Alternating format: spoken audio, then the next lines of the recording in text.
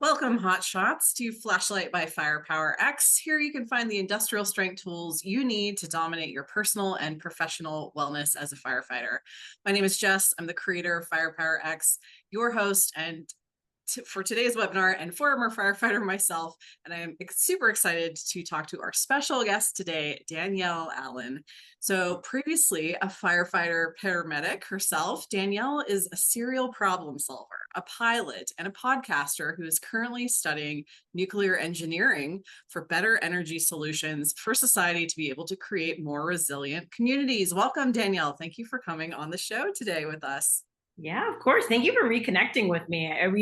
We're like ships passing in the night as I was like leaving Denver to start flight school. And so it's kind of just fun how it like circled back around. I'm like, oh, Yes. So Danielle, I had really wanted her to speak at the Firepower X conference, but tell us what you were up to during that time, which I think is a really interesting backstory.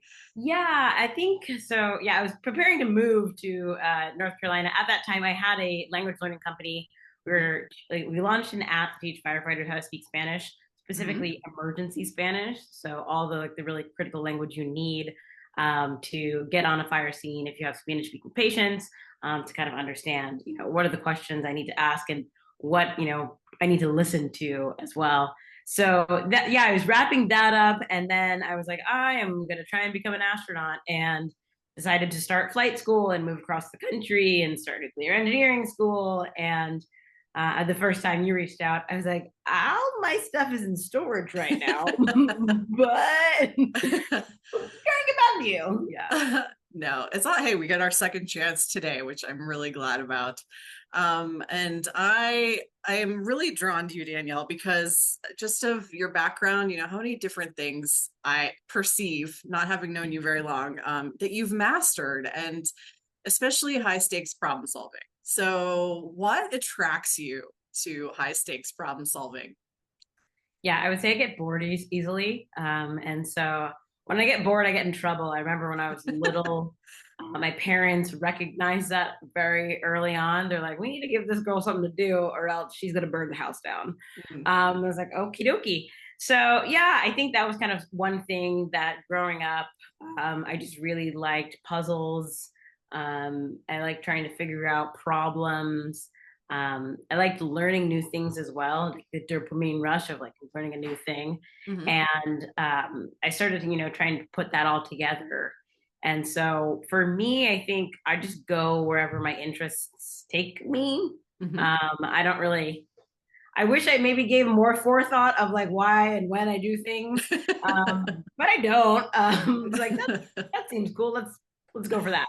Uh-huh. Yeah. So, I mean, when I was studying in the Middle East, I remember I wanted to go to Jordan, to Palestine, to Israel, wanted Mhm. to find out what was happening and go there. Mhm. When I became a firefighter, I saw the need for in myself to want to be able to solve problems in field settings, Mm, mhm. where there are so many more variables. Mhm. And I just saw that as a good way that like my brain works. It's just like bing, bing, bing, bing, bing.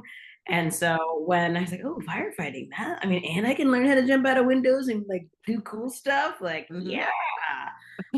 So yeah, people are like, oh, it's because you're altruistic and you want to help people. And that's definitely the case, but there are so many ways to help people.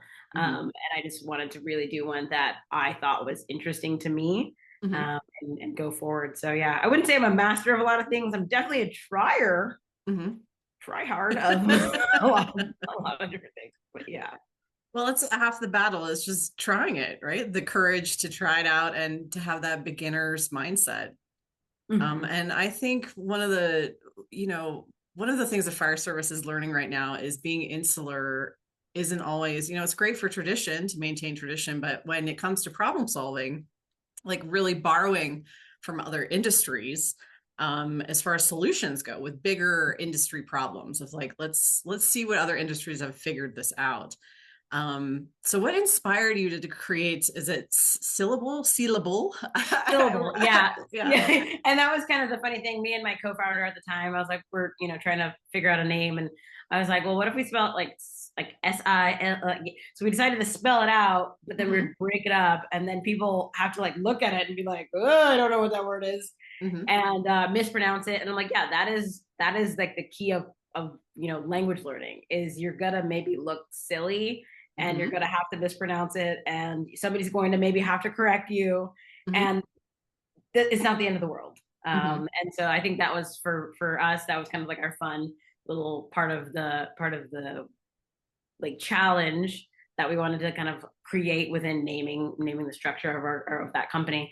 Mm-hmm. And honestly, at the time, it was that I didn't feel proficient at Spanish, and I just didn't think that we were giving the best service to Spanish speaking members of our community, Mm-hmm. and even in all different languages. Mm-hmm. But I was like, well, let's start with Spanish and see where we go from there.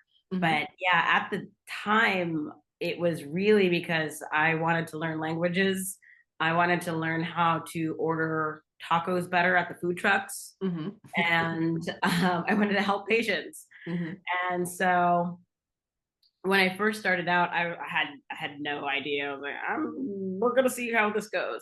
Mm-hmm. Um, and even with the language learning companies that are out there, I figured, there's all these different companies in language learning. How come nobody solved the problem of like first responders, healthcare workers, healthcare Mm-hmm. professionals, of how do we learn languages specific to the patients that we're treating, Mm-hmm. specific to the problems that we're solving. Yeah. Um, and I'm like, it's kind of no one's done this before. And so it felt a little bit weird that, there wasn't, specific apps Mm-hmm. designed for firefighters to be able to go ahead and learn those types of things.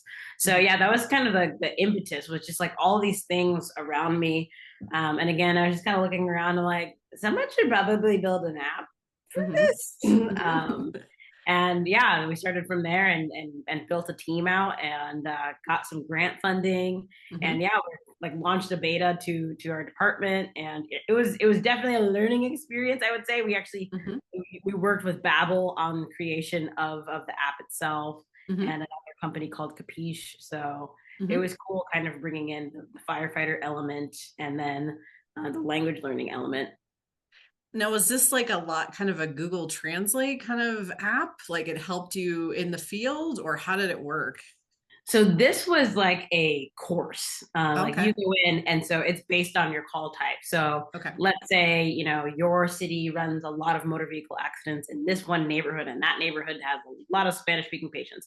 So I Mm-hmm. was like, okay, so we're first going to start off with motor vehicle accidents. So the scene is motor vehicle accidents, Mm-hmm. and firefighters can run these scenes in their sleep. Like, did you hit your head? Were you wearing your seatbelt? Did you lose consciousness? Blah, blah, blah, blah. Mm-hmm. Name and date of birth. And I'm like, it's so repetitive. I was like, it's so repetitive that you could probably teach somebody how to say all these things in Espanol. Mm-hmm. So that's kind of where I was like, okay, so we'll kind of create buckets, content buckets for each, different type of um, major response type. Mm-hmm. So for natural gas leak, for motor vehicle accidents, for a fire, for medical emergencies. And then we Mm-hmm. kind of broke down medical emergencies into like pregnancy emergencies, stroke evaluations, Mm-hmm. um, and then just kind of cardiac and breathing.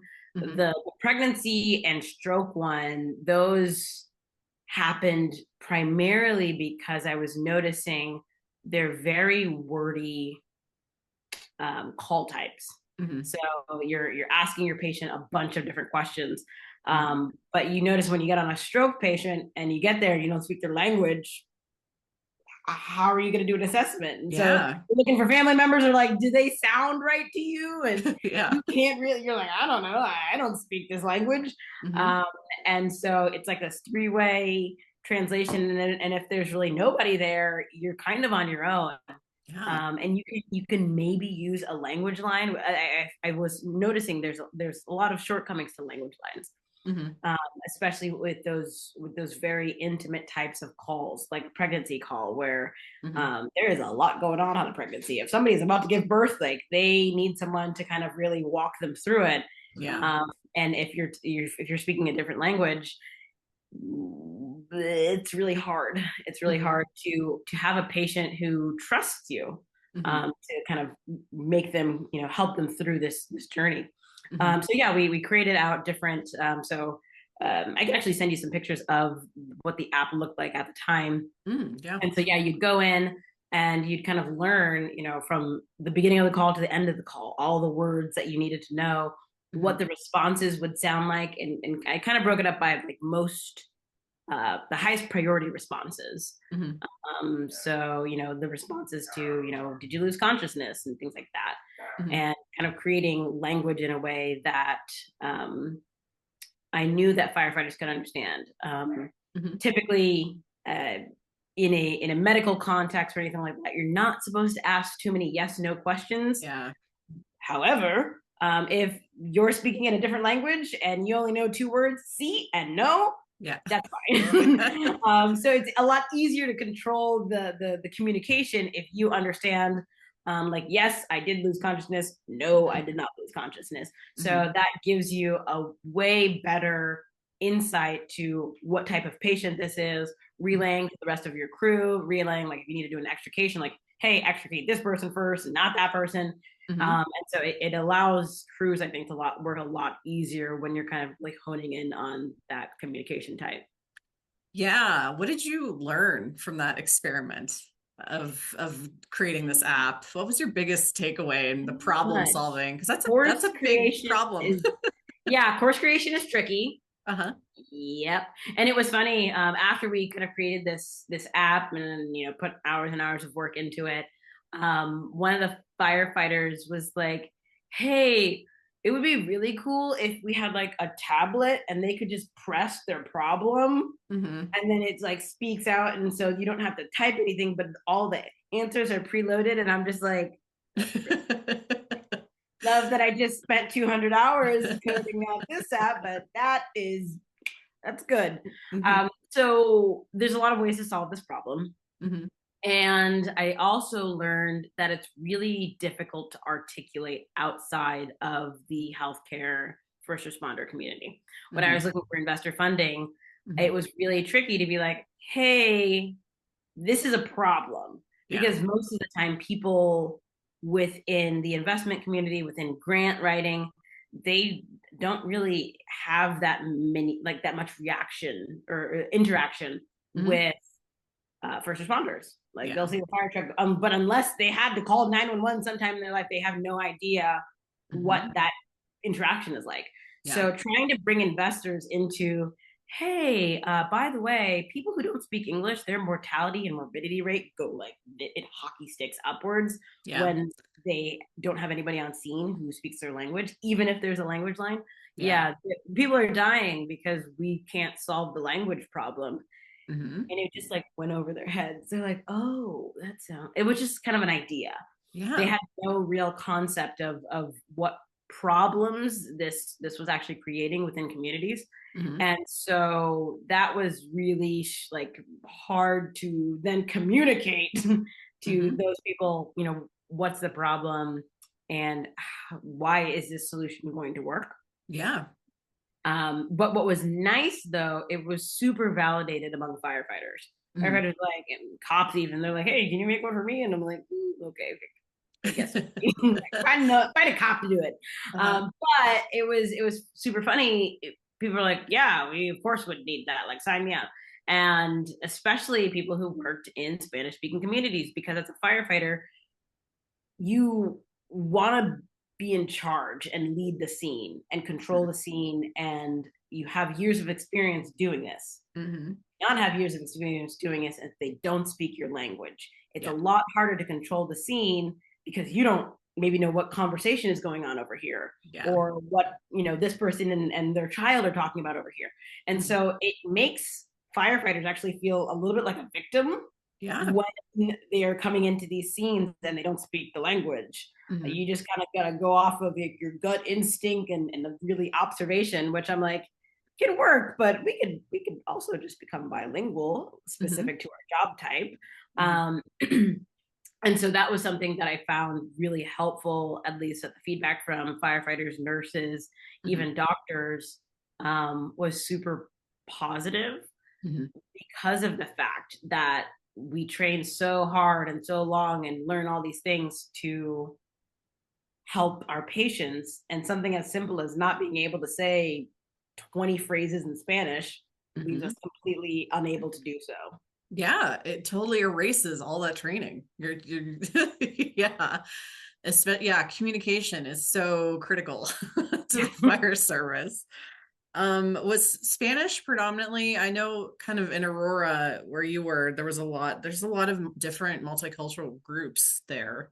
It's like Um, 90 languages spoken in the city of Aurora. I wow. remember I did so the other side of the company was we taught people who English was not their first language, Hmm. how to speak English for emergency responses. We did that in a more of a webinar group setting. Okay. And so, yeah, we did a meeting for the Korean embassy. Hmm. And so there's a couple different Korean ambassadors that flew in from San Francisco, and there's Hmm. a big Korean population. Hmm. And so with that, really big Korean population, I get there and I'm like trying to, figure out where I'm going, and I'm looking around and I'm like, well, everybody in here looks and is speaking Korean, so I think I'm in the right place. Hmm. And it was just insane the amount of questions that we had from the audience of Hmm. how do I talk to first responders? What about my grandma? What is she going to do?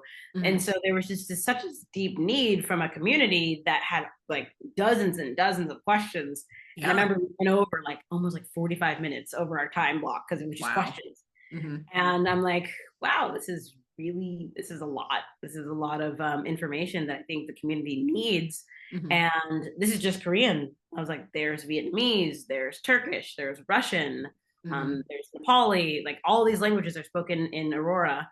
Yeah. And that was the biggest thing I think I learned was, if you're not insular to this community, you have no idea how real these problems and concerns are, Hmm. especially for adult parents who have um, their parents are, either aging and don't speak English. Like there's a lot of concern of like my grandma or like my mom does not speak this language, like, and Yeah. she's getting sick. So it just creates a lot of anxiety, I think, and Hmm. um, cities can solve them if Yeah. they wanted to. Hmm. Yeah, and I'm sure with AI, because you created your app just barely prematurely before AI was really starting to It would have bloom, been right? so nice, the translations. I remember, yeah, translating our webinar series into like 4 different languages Hmm. took a while. And now I'm Yeah. like, oh, ChatGPT could have done it in like 4 minutes. Yeah. So what caught your attention and made you pivot out of that adventure of the Yeah, app? I think I jumped into it like head first. Like Mhm. I said before, I didn't really think too much of that. Mhm. But then I think what was interesting was more so that I would say when I started getting grant money and started talking to investors, Mhm. I kind of recognized that this program wasn't really made for the startup world. Mhm. It wasn't scalable and sexy in the way that VCs want to see, Mhm. those types of businesses.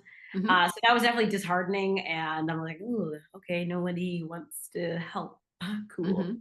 But at the same time, I got in. I really started that business to learn how to start a business. Yeah.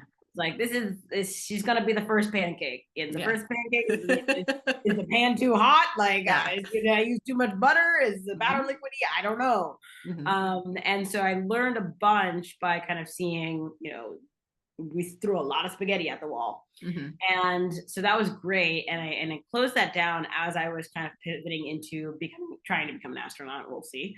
Mhm. But yeah, that was also kind of a wild, weird story. 2021, Mhm. Discovery Channel posted a thing that was like, "Hey, do you want to be an astronaut?" And I was like, "Yeah, I do." Mhm. And went pretty far in the casting process, like Mhm. got cast on the show. The show didn't end up happening.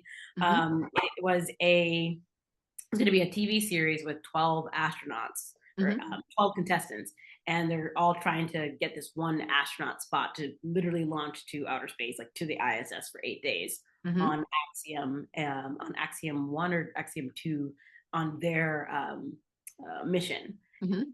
And eventually the show kept on getting pushed back. Logistically, it was a little bit of a nightmare because you're trying to film a show in conjunction with like a rocket launch. Eventually, I think Saudi Arabia bought out the seats under Discovery Channel, so they got the seats instead. And that kind of just faded into the oblivion. But during that time period, I was like, hey, that astronaut stuff is pretty cool. That seems pretty neat. There's a lot of overlap to firefighter. And I remember doing the casting for the show. And the first thing I thought was kind of strange was like, hey, you are economically good for us because you weigh less than an average man. Like, thank you. You're worth your weight in rocket fuel. Yeah, I was like, oh my God, that's amazing. Yeah, because they were looking at payloads, and at the time it was like 1 kilogram was like $1 million. And they're like, man, you have fewer kilograms than the big people. And I was like, yeah, I'm only 5'2". And so that was pretty fun. And they were like this, like there were some folks at Discovery Channel that were like super confused by my story thus far. They're like, wait, you went to Princeton, but you're a firefighter and you built an app, and like, who are you? I'm like, I just do stuff. And during that time period, I started kind of seriously looking at, you know, hey, can I become an astronaut? Like, is that a feasible thing to do? And I think in the ilk of like, don't get bored, I was like, well, I guess I should try. And I started kind of researching. I'm like, okay, so what do astronauts have? And you know, the right stuff is usually what people say. And I'm like, you know, I think firefighters as well also have the right stuff, in a manner of speaking. Yeah. But I think where I really I went through every single astronaut who is currently a part of NASA, their background, what they did. And so I was like, okay, so I need to learn how to fly some planes. I'm gonna go to flight school, and I gotta find like a specialty. So I looked at like robotics, and I looked at all these random things, and eventually I you know, came across a podcast, and it was talking about like solar fusion and the sun, and like, oh, that's kind of cool. And I was like, well, what about fusion on the planet? And so I looked at on Earth, who's building fusion power. And that kind of led me into like nuclear energy and kind of this other new career spinoff that I remember I left my last apartment. It was kind of a big to do because everyone's like, yeah, Danielle, she's leaving, and she's maybe going to be on a TV show, and she's going to maybe go to space. She's going to be an astronaut. And I was like, whoa, no. But at the same time, I was like, but I'm going to try. So that was super exciting. And so, yeah, I finished up flight school last year, got my certified flight instructor, started building out hours with that. And then I really found nuclear engineering and nuclear energy pretty interesting. And for me, if I like something, I'm gonna do it. And so I was like, all right, like let's jump in. Let's maybe start a podcast. Really, I wanted to start a TV show about nuclear energy because it just has such a poor brand. It does, yes. They're like Chernobyl, 3 Mile Island, Fukushima, and like we're like, ah. So I think the nice thing was like, okay, nuclear energy has such a bad branding problem and such a poor marketing problem that virtually anyone can come in and make it better. And I delusionally was like, me, I can do that. And I was like, I want to start a TV show. And one of my friends was like, maybe you should start with a podcast. Like, right. So I started with a podcast, and it was amazing. I started reaching out to people, and I stayed in touch with some of the people from the Discovery Channel casting and things like that. And it was amazing just the reception I started getting from individuals where I would reach out, email, LinkedIn. I was like, hey, can you recommend me somebody? And you know, I have like a rolling list of like 200 people now that are just all referrals, because there are so many people that want to get the word out about nuclear energy, but don't know how, but just want people to know what they do more. And, you know, in a previous life, I was a science teacher for 2nd through 8th grade students. And so I really enjoyed breaking concepts down for like the 2nd graders to show them that they can learn really complex scientific topics. Yeah. And so I kind of started doing the same thing with this podcast to like break it down. and show people like nuclear energy is complex, but it's understandable. You can understand it and, make informed decisions about it that are not dictated by what you see in the movies or something like that. So, Mm-hmm. yeah. How can let's make a connection between nuclear energy and firefighting. So why should firefighters care about nuclear energy and what's happening in our energy landscape? Why should they care? Yeah. I think there's two sides. One is the preventative side. So like, the fire prevention, that whole entity is going to be super busy because we, my opinion, collectively have very vulnerable cities. Mm-hmm. Energetically vulnerable cities, our infrastructure needs help. Mm-hmm. And so there's one thing. On the other side, it is the emergency response, understanding, the level of fear and panic that can sometimes go into, the ideas around radiation. We often think of like nuclear weapons and things of that nature. And so for a firefighter, it's to me it's kind of fun because you can look at the different aspects. It's problem solving from all different sides. On Mm-hmm. the one hand, it is a mechanism that we can use to stabilize our energy infrastructure, Mm-hmm. um, fires, floods, earthquakes, all that jazz. Mm-hmm. And on the other hand, it makes us better firefighters to really understand what is going on in the energy sector. We actually, I had a class that I took on like energy pipelines Mm-hmm. and natural gas pipelines, and I learned so much just understanding the energy infrastructure of like Mm-hmm. how do our natural gas pipelines work? Like I don't know. Mm-hmm. And so yeah, with nuclear energy, I think because there's such a push to get these in remote locations, to get small reactors, to build large reactors, I think firefighters can do a really good job into understanding what a reactor is, what it can do, and then helping the community around them also learn a little bit about it. Mm-hmm. Firefighters do a really good job of analyzing a problem or an emergency and figuring out the next best thing to do in order Mm-hmm. to mitigate it.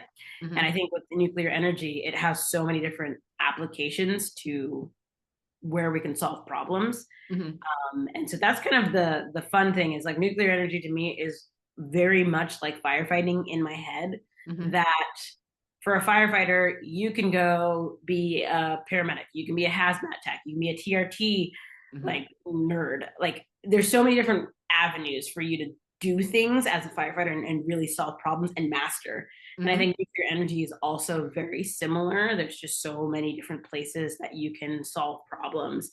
Mm-hmm. And yeah, the link definitely between those two, I think, is really based on the fact that the people in the industry are very focused on solving problems Mm-hmm. and getting tackling problems. Yeah. Oh yeah, because if when problems happen in nuclear energy, they happen on a large scale. Like Yeah. you Oh, for have the sure. you have the Yes. potential to really make a big mess if you're not checking, triple Mhm. checking, quadruple checking your It's yeah, calculations. it's a super regulated industry for that reason, and Mm-hmm. so yeah, I think it's so fascinating to me just like the overlaps and sometimes like the differences between them as well. Mm-hmm.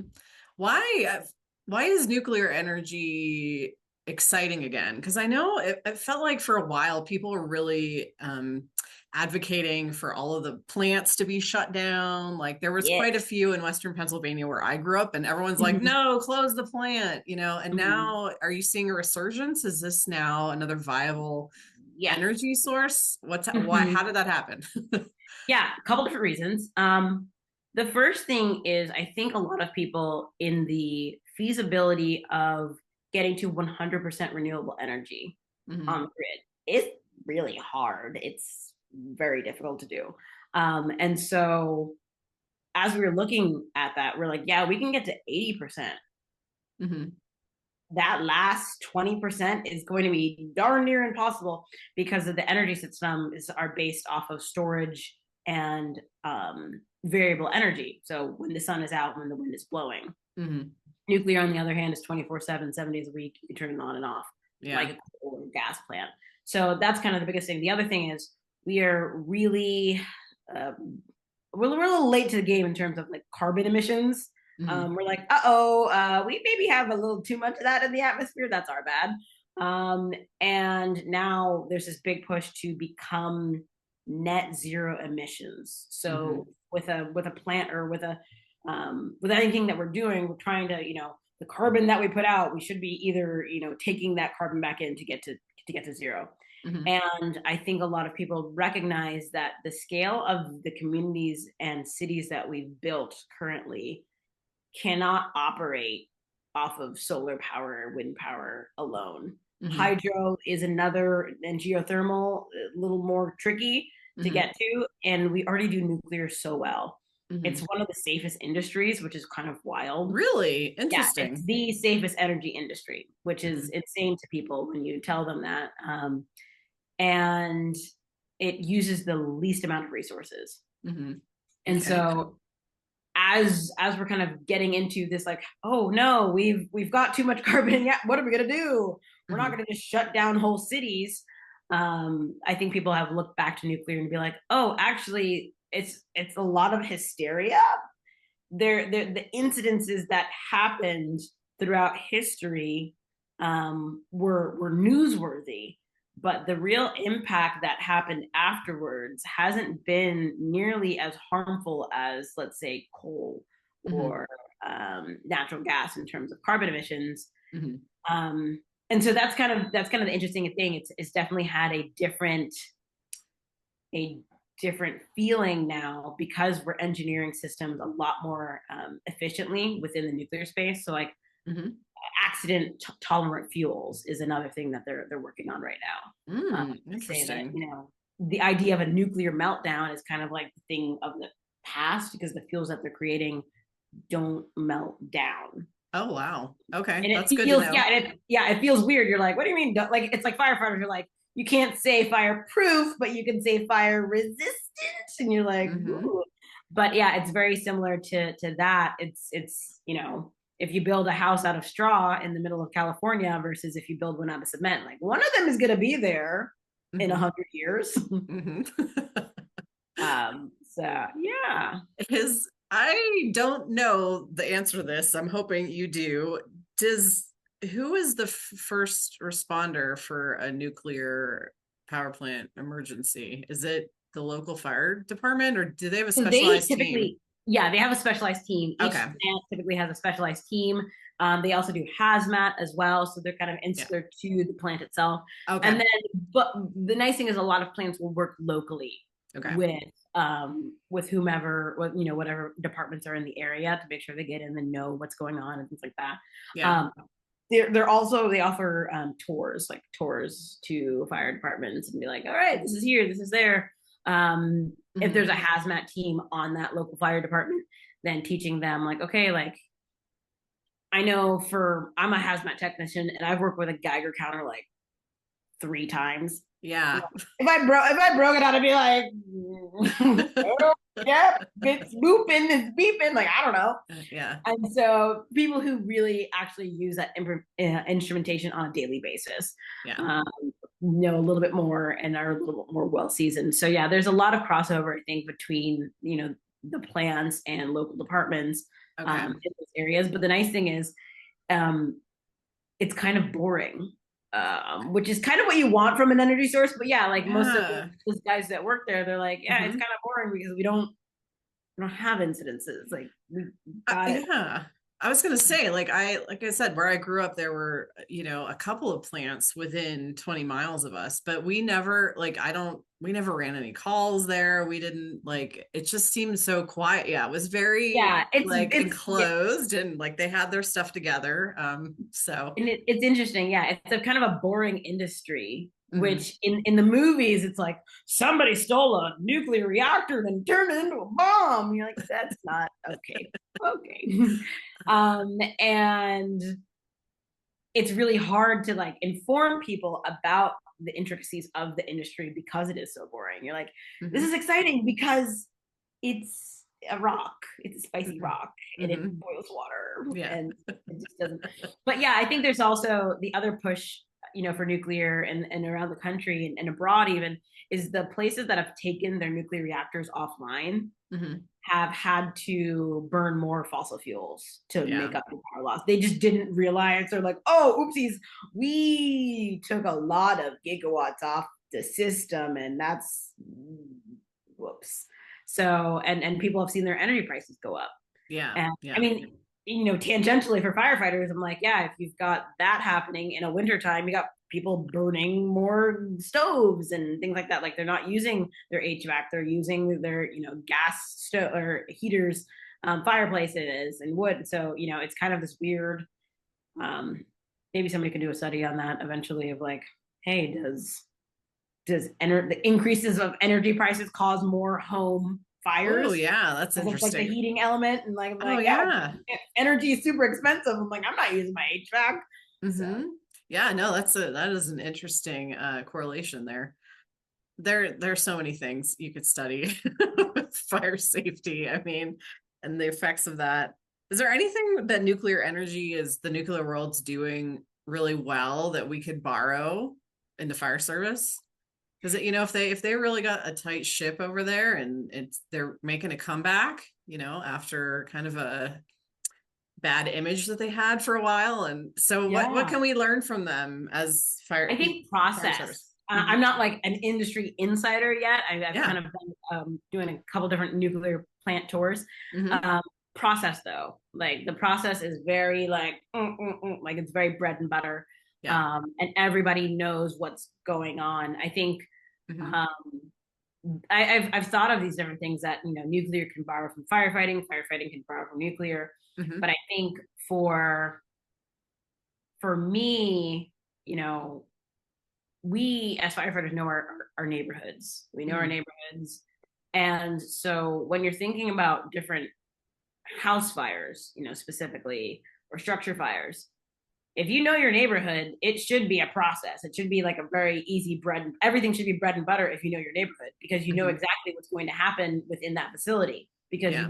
you took the time to go pre-plan. You know that like this tire shop has a bunch of tires in the front and they got two beds because the guys work overnight and sleep there over, like you should know that. Hmm.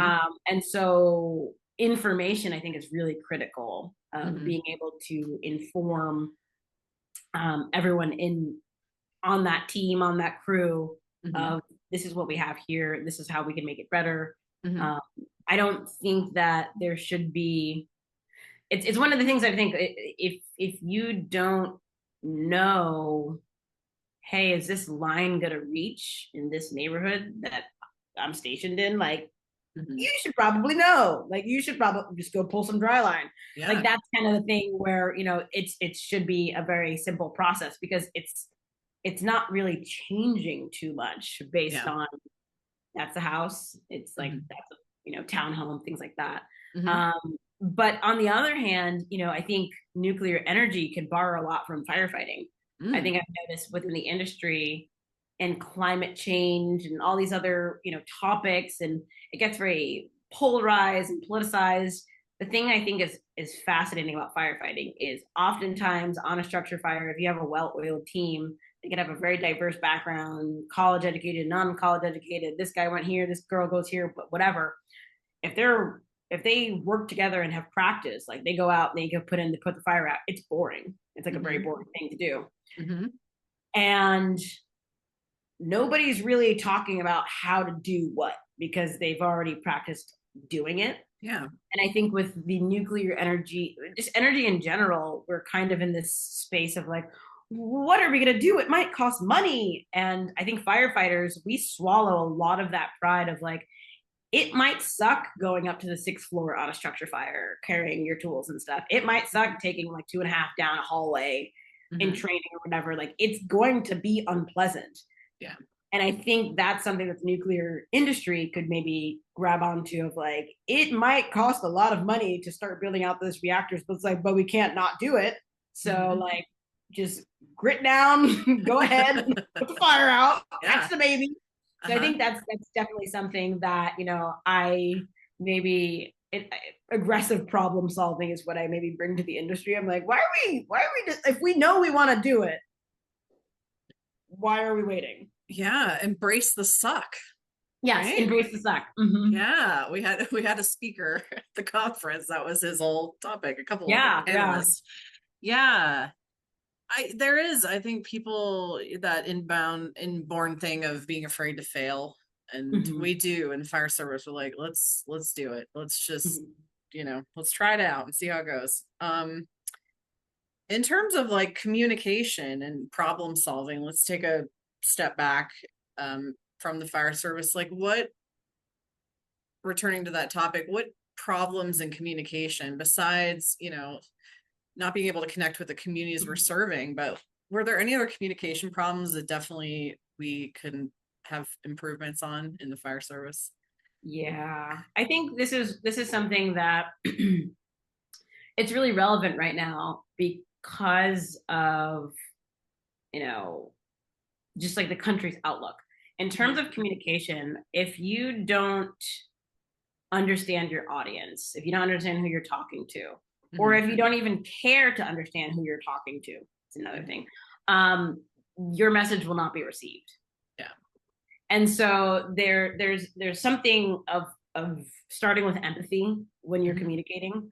of trying to understand where that person, information checked out. It's one of the other things I nerd about is Claude Shannon is one of my favorite scientists. He's like the father of information technology. Oh, And uh-huh. like the bit and bytes of computer anyway. Mhm. But yeah, his big thing was like signal processing and receivers and all this stuff, Mhm. and noise in a system. Mm. If I'm Yeah. trying to convey a information to you, what's the noise in the system? For Mhm. firefighters on a scene, it could be literal, like somebody's cutting a roof and you can't hear them. Mhm. It could be sight, and so there's all these different things within a system that will distort your message and distort the information that you're trying to relay. Mhm. And I think one of those things for a lot of firefighters is internal to them, of Mhm. whether it's ego, whether it's fear, whether it's that kind of weird narcissistic behavior. I'm like, oh, only my way or highway sort of thing, Mhm. where you don't care to understand where somebody else is coming from. Mhm. All of that creates noise in a system where that information will not be received, and Mhm. that person who does receive it, it might have a completely different intention by the time it gets to them. Mhm. And so I've definitely looked at firefighting in the way that we communicate, mainly in the firehouse, as tricky, because of the fact that you've got a wide range of individuals, wide backgrounds, Mhm. and we like to try and pretend that we're a homogenous group, Mhm. and we're really not. Mhm. And if you don't, if you don't care to learn about, your crew's hobbies, what makes them tick, what Mhm. are their personal philosophies, Mhm. what are their values, then you're never really going to be able to communicate effectively because you don't know how they receive what you're saying ever. Um, Mhm. and so, taking the time to actually do that, it feels feminine. Mhm. That's the only reason we don't really do it. It feels girly. You're like, oh, that's the girls do. Mhm. And but it's actually very effective to understand, like, hey, I'm going to sit down with my probie. What are their triggers? What makes them nervous? um Mhm. do I need to learn from this person that, like, they had a relative shot, so if we go on Mhm. a shooting, they might have a very different response to Yeah. the information that I relay than I would know, because I just don't even know. And so Yeah. we're really operating in the dark without any tools when we don't take the time to understand who we're communicating to, and Mhm. like really knowing our audiences. And you know, not to say that you have to customize your message for every individual, but Mhm. at the end of the day, especially if you're, an officer or a battalion chief in any of those positions, like Mhm. you do need to know if the people you're talking to understand your message. Yeah. Yeah. Yeah, and I've even heard, in a larger context, Aaron Fields, I don't know if you're familiar, but one of his big shticks is like, we think we have a shared jargon, but when you say different even terms that every firefighter should know, it's different around the country. Like Yeah, they're you're like, how I got a literally, pro bar. yeah, and And so, in the little regional dialects and how they, different firehouses, that there's way more variability even in our shared language of firefighting than we imagine. And I fully agree. Then you have the variability of each individual person and what their buttons are and their internal, how they work.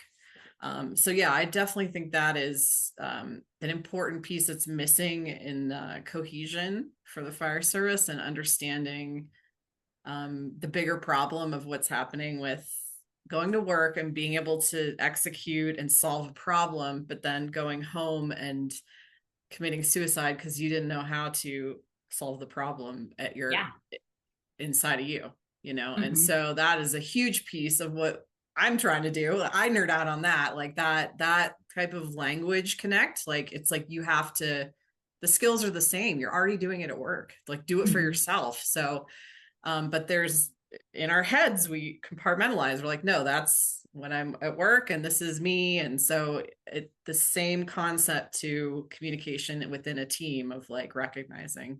Yeah. Yeah. And that made me think of one more thing is in terms of communicating, there are people that confuse communicating vulnerability with Mm-hmm. like communicating facts. Yeah. Like a fact, like I've heard this in the firehouse so many times where you'll have a guy and they'll like, be like, yeah, I'm super depressed and that's like crazy, and my wife forced me and so I'm just gonna go home and kill myself. And they'll say that. Mm-hmm. And everyone's like, haha, laughing, whatever. So they're being super transparent. Yeah. However, they never convey it with emotional vulnerability. Mm-hmm. So they can Yeah. communicate the thoughts, but that emotional connection to know, actually, guys, I'm serious. that Yeah. that link is gone, and so I think that's something where, um, as a lead medic on scenes and after debriefs, like I remember I went through like 4 months of pediatric emergencies Mm-hmm. where we call out. I remember I knew the pediatric medical director. I was like, hey, again, it's me, the Mm-hmm. child bringer of death, I guess. Mm-hmm. And for me, that was fine. But for a lot of the other EMTs that I was working with, I had a partner on an ambulance, and she, as I was in the fire truck and she was on the ambulance, she was pregnant. I did not Yeah. know she was pregnant, and so Mm-hmm. that was doing a number on her. And Yeah. so I remember during that time, I really made it a point to like communicate with people. I'm like, are you okay? Are you okay? Are keep on pressing the button until they would give me something other than like, I'm fine.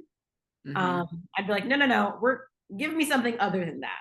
Yeah. That's a very lazy analysis of what's going on internally. I need you Yeah. to tell me what things, you're thinking about right now. Like Yeah.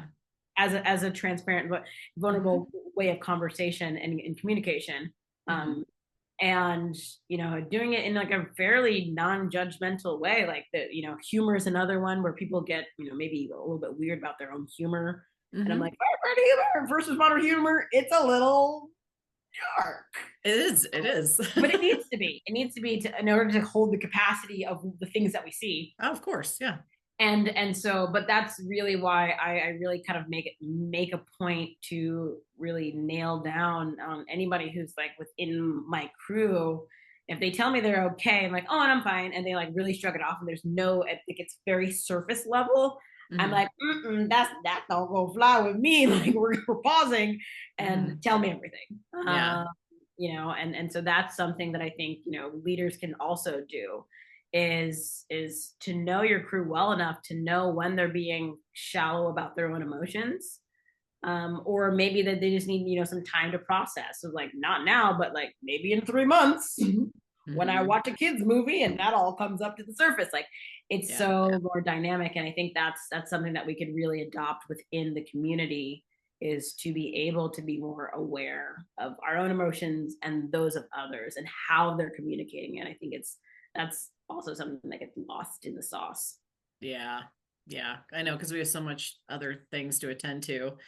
Anything we didn't touch on that you is important that you want to bring up in this conversation, or?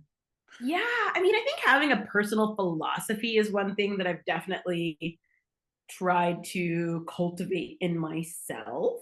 Mm-hmm. That anytime I have like firefighters under me, when I was kind of instructing other paramedics that were Mm-hmm. new, I'd be like, get a personal philosophy, adopt one, Mhm. because like having a framework of understanding your own world is so much more helpful. The way you want to communicate with people, how you Mhm. process tough calls, how Mhm. you learn and develop and grow as a person. Yeah. And so for me, like my biggest thing was I'm like, I want to know myself. Like I want to be super aware of the things that like make me sad or make me mad or like any of those emotions. I want to label all of the emotions and I want to be super aware of it. I actually got hired a coach. I was like, I got to hire a coach because there's a lot of Oh, stuff wow. Mhm. to like work through, you know, my own vision of myself. And the time my coach was like, hey, you don't think highly of yourself a lot of the time. I was like, Mhm. didn't know that. And so it was super vulnerable. And I was like, all like, I was like sweating during our calls. I was like, I'm so nervous. Mhm. Why am I nervous? And it was super uncomfortable. I hated it. I hated it. And what was great though, because of the fact I was like, my personal philosophy is to know myself. And I'm like, if I have to know what makes me uncomfortable and like move through it. And I Mhm. think there's a lot of the times that enables me to like have more compassion and empathy for other people because I Mhm. can if I know my emotions and how I react well enough, I can see it in other people. If Yeah. they're being mean to me and I'm like, oh, I know what that is, I'm like, just hit a nerve. And Mhm. so that's kind of where I think that's been super helpful for myself. And I would recommend it to everybody. Like, if you don't like coaches, get a therapist. You don't like get therapists, get like a really nice friend who has a PhD in psychology. Like, I don't know. Mhm. But the ability to know and map out who you are as an individual and what triggers you and what excites you, what brings you joy, Mhm. understand how you make decisions. It's I think that's a part of personal power that really enables you to do a lot more stuff that Oh, yeah. aligns with your vision. Mhm. Oh, totally. Totally. That's like maintaining some self-awareness or a lot of self-awareness. Mm-hmm. I totally agree. And as we kind of wrap things up, that was great, a great last nugget. Do you have I always like to leave our viewers with one tool or resource that they can continue their learning from this conversation. What would you have to offer us today? Yeah, so check out my podcast, obviously, shameless plug. I think one of the biggest things that what I'm trying to do within that space is bring empathy into energy. Mhm. We, I was like, hey, you know, nuclear energy has a really poor relationship in terms of uranium mining with Mhm. Native Americans.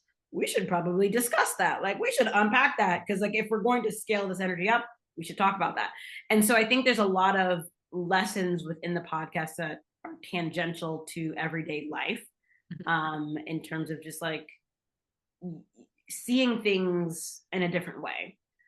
So if you would like to join me on this lovely journey of seeing life in a different way, Mhm. and really cultivating guests who like to speak and talk about these different things, we cover a lot of different topics. That would be nakednuclear.com. Mhm. And yeah, it's super exciting just to kind of create for other people and help them. And in you know, at the same time, I'm learning a whole bunch as well. Mhm. Oh, that's so, I know it's fun. That's why I enjoy having Yeah. conversations like these. And thank you, Danielle, for showering us with your knowledge and wisdom and stories today. It's been a real pleasure. Thanks for coming on the show. Yeah, thank you for reaching back out to me. I was like, oh, yes, of course, thank you. No problem. Yeah. And thank you so much again to our community for participating in conversations like this. And you're awesome if you're still watching at this point. And as always, my door is open to your feedback. If you have any questions or comments or want to follow up after this episode, go ahead and drop me an email at info@firepowerx.com. And as always, we will see you guys in the next episode. Thanks, everyone.